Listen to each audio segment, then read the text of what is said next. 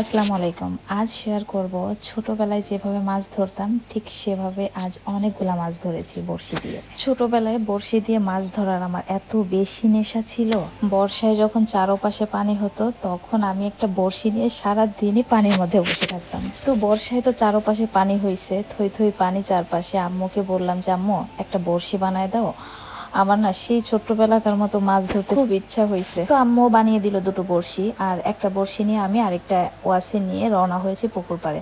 এই যে হাতের বাঁ সাইডে যে ঘরটা ছিল না, এই ঘরটা আমার ছোট্টবেলাকার সেই শৈশবকাল কেটেছে আমার এই ঘরটা। কত যে স্মৃতি আছে এই পুকুর ঘাট, তারপর এই ঘর এগুলাতে। কারণ আমি যখন ওয়াসির মতো এতটুকু, তখন হচ্ছে আমি এই মাঝে মাঝে এই পুকুর থেকে আমি সাঁতার শিখছি। আমি এই পুকুরে সাঁতার কাটতাম।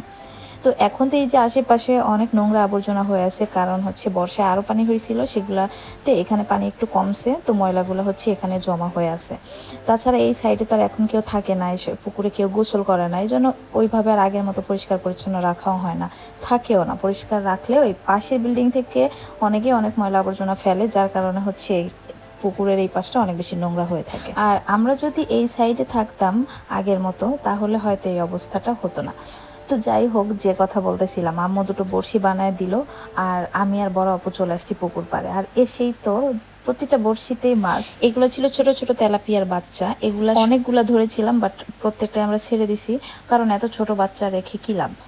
বড় আপু কিন্তু অনেক ভালো মাছ ধরতে পারে, ও অনেকগুলা মাছ ধরছিল।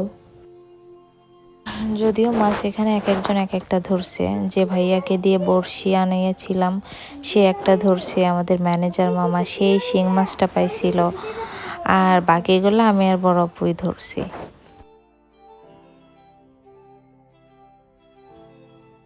তারপর আমরা আসছিলাম এখানে সকাল 11টায়, একটা পর্যন্ত আমি আর আপু এখানে মাছ ধরছি, বেশ কতগুলা মাছ পাওয়া গেছে। এখন হচ্ছে আমরা কাঁকড়া ধরার অভিযানে নামছি। এখানে দেখলাম কয়েকটা কাঁকড়া, 5-6টা কাঁকড়া এখানে এসে বসে আছে। তো আপুকে আমি বলছি যে আপু, আমাকে যদি তুমি ধরে দিতে পারো তোমাকে আমি 50 টাকা দিব।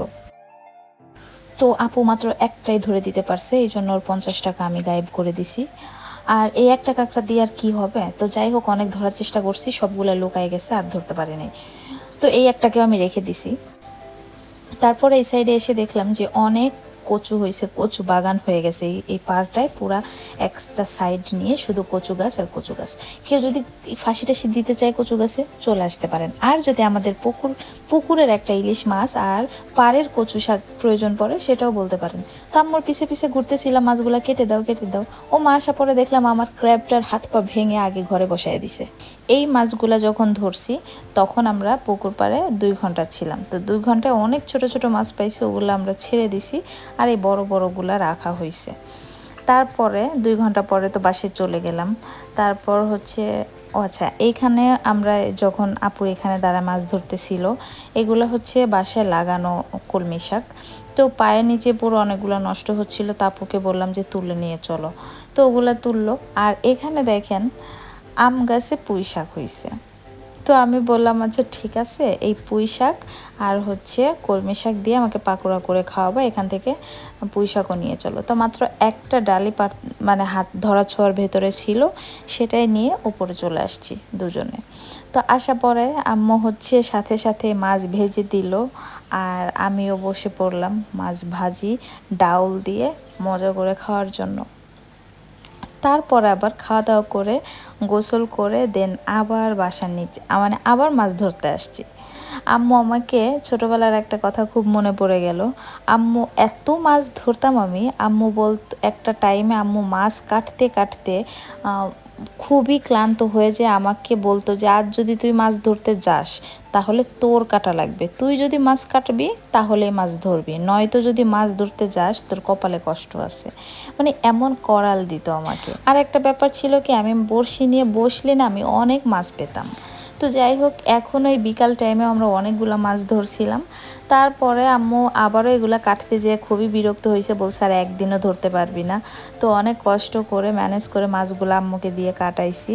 পরে বাসায় এসে বড় আব্বু একটা লাউ কেটে নিয়েছে, লাউ দিয়ে এই মাছটা এখন রান্না হবে। আর আম্মুর হাতের এই মাছটা রান্না এত বেশি মজা হয়েছে, মনে হয় বহুকাল এত মজা করে আমি খাবার খাইনি। তো যাই হোক, এটা ছিল আম্মুর হাতের স্পেশাল একটা মশলা। এটা দেওয়াতে মনে হয় তরকারির স্বাদ আরো দ্বিগুণ হয়ে যায়। তো আমি এখন খাওয়া দাওয়া করব। এখনকার মতো এখানে বিদায় নিচ্ছি। Thanks for watching. আল্লাহ হাফিজ, বাই অ্যান্ড টাটা।